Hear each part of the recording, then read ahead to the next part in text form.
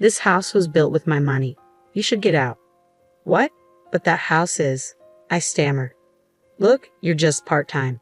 You couldn't survive without me if we divorced, my husband declared proudly, handing me the divorce papers. I'm 32 years old, and I currently work part-time at a local pharmacy. I met my husband, Lon, at work, and we got married 5 years ago. At his request, I quit my job when we married and became a stay-at-home wife. Although I always wanted to continue working after marriage, I finally convinced Lon to let me work part-time recently. For the record, we don't have kids yet. I'd love to have a pet since I adore dogs, but Lon hates animals, so I've given up on that idea. Lon, who never really liked me working, started criticizing the household for the first time. Hey, have you been cleaning properly? The house seems dirtier, and there's a pile of laundry. I've been cleaning and doing laundry like always. Really? Even today's dinner felt like you cut corners.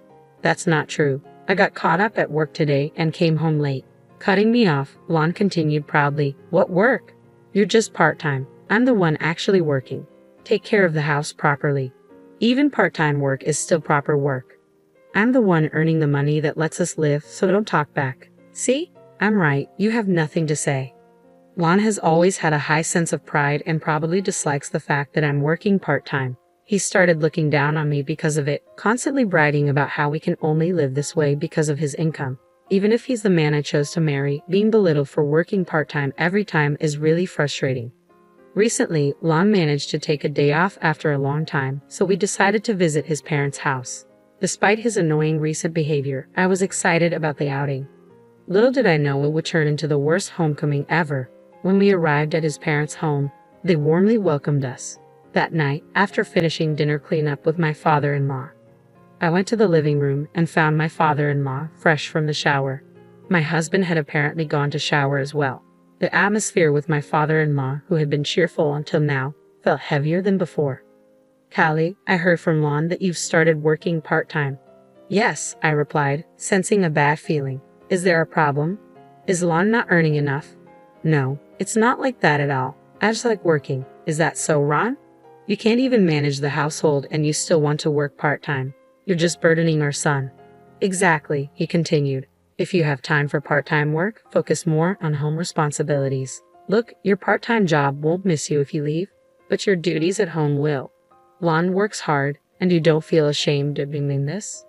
My mother-in-law has been a stay-at-home mom since they got married, so my parents-in-law, and even Lon, think that's how it should be.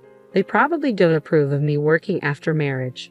Yes, sorry, I muttered, feeling crushed. I couldn't believe Lon spoke about me like that to his parents. I enjoy my job and the people at work are all great. I wish they wouldn't treat my part-time work as disposable. I've been doing my part at home the same as always. In fact, I'm even more careful now that I'm working part-time to ensure I'm not causing any trouble.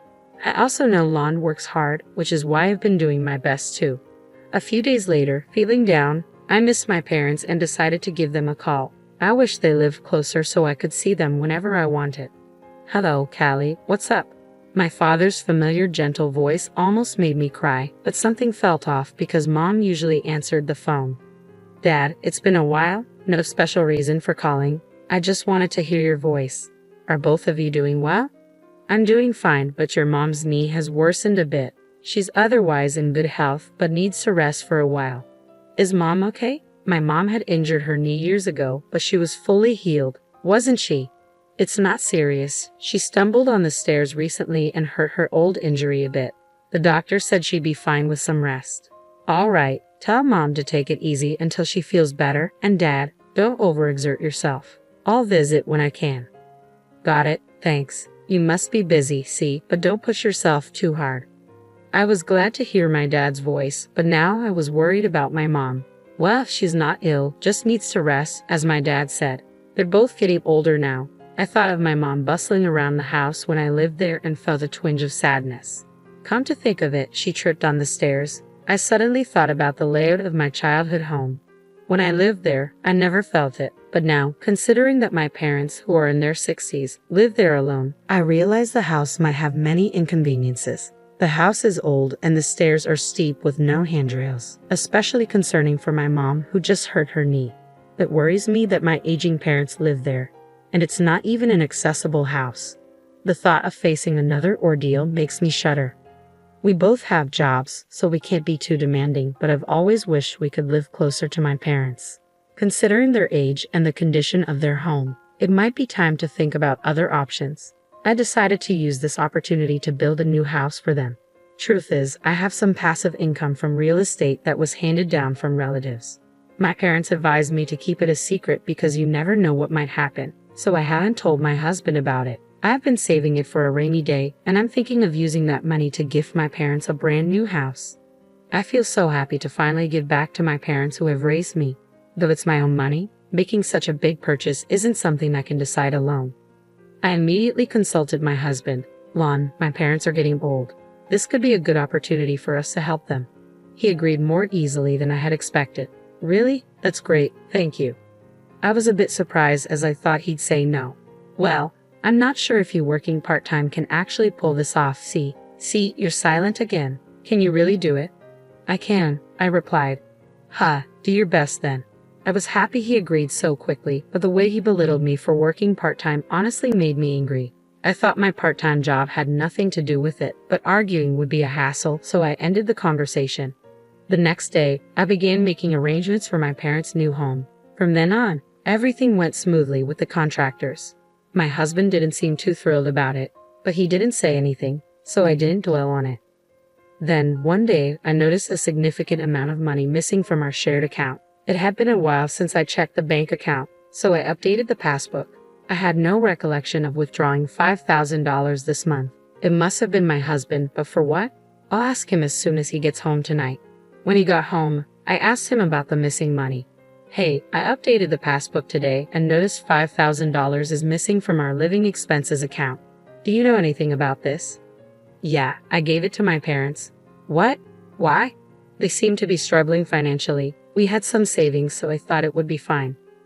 I didn't notice anything like that when we visited your parents' house last time. Maybe they acted normal so they wouldn't worry us. Got a problem with that? No, it's not like that. This is about household expenses. You could have at least consulted me. My words must have touched a nerve. My husband sharply retorted, It's my hard-earned money. I'll use it how I want. I don't need to consult you every time. You only work part-time and can't even handle things at home. You're getting a bit too high and mighty. Annoyed with my silence, my husband slammed the door and left the room. I always thought Lon left the house matters to me because he trusted me. I felt trusted, yet he didn't consult me this time either. If his parents were really struggling, I'd want to help too. I wouldn't oppose it. It's been 5 years since we got married, and it hurts to feel like there's zero trust. Things have been awkward since then, but life goes on as usual. We've had our share of fights in these 5 years. This time too, things returned to normal before we knew it. I did wish he'd apologize, but I didn't want to ruin the mood, so I stayed quiet. In the meantime, our new house was completed. I heard that with newer homes, construction updates can be quick, and it turns out it's true. I was excited and immediately contacted my parents to finalize the moving day. Since I heard the construction would be fast, my parents had been getting things ready. My mom's knee is bad, and dad's not young, so they were handling the lighter tasks. For heavy furniture and appliances, we were going to hire movers. My husband and I planned to help on his day off. Finally, it felt real that I could gift my parents a new house. Little did I know what was about to happen. It was when I checked my husband's schedule for the move. What? Why are we going to your parents' house?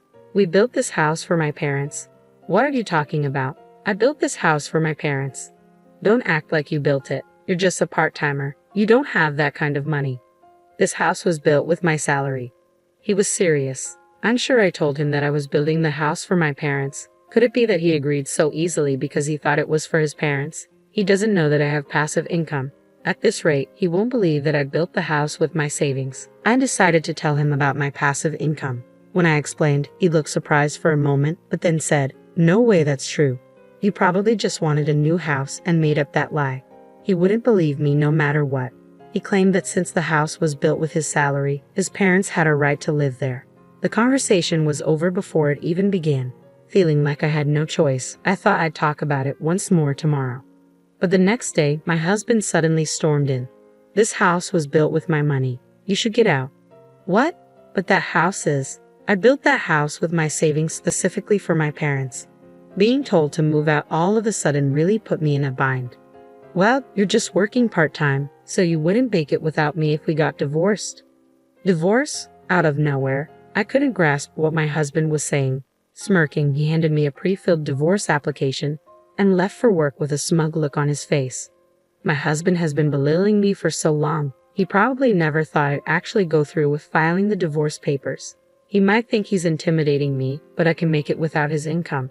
Fed up, I filled out the divorce form and submitted it. I packed my bags and left the house, heading straight for my parents' home. They were surprised to see me, but once they heard the story, they welcomed me warmly. I moved back in with my parents and everything was set up sooner than expected. We started living together in the new house. I was a bit concerned that I hadn't heard anything from my husband, but since I had already filed for divorce, I decided not to worry about it. A little while after I moved in, an unknown moving company showed up. Upon checking, I found out that items were being moved in under my ex-husband's name. According to the movers, my husband and his parents would be arriving soon in their car. They were planning to move into the home where I live with my parents without even asking. We may have been married once, but we're divorced now, so he's a stranger. Moving in like that without asking is both unbelievable and frightening. The movers were also confused. After talking with my parents, we called the police. The police confirmed since the house was in my name and we were already divorced, his entering the house could be considered unlawful entry.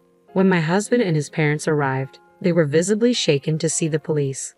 His parents seemed clueless, but my husband finally seemed to understand the reality of the situation. "What is going on, Juan? Explain yourself," his parents demanded. He looked extremely rattled, getting grilled by both the police and his own parents. I'd never seen him so flustered. I didn't really want to have anything to do with him anymore, but I decided to submit evidence to the police. I don't know all the details, but from what I heard through mutual friends, he had a tough time. His parents had already canceled their housing arrangements, so they had nowhere to go. There were complaints from the moving company too, and due to the evidence I submitted to the police, things got even worse for him. I had proof of his emotional abuse, audio recordings from times he really got under my skin. After all that drama, I managed to secure a settlement in the divorce. My ex-husband drained his already meager savings and is now living off his parents' support.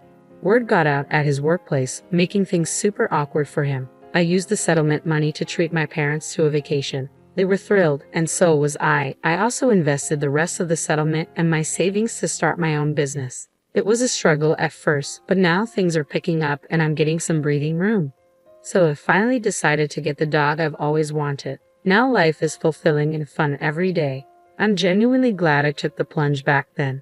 Off for a walk. Take care, dear, my mom said as I grabbed the leash. But there's another reason my days are brighter. Oh, hi Kelly, you're walking your dog too. I met this handsome neighbor while walking my dog. Hi, yeah, I'm walking my dog. Do you mind if I join you? Not at all, I replied with a smile.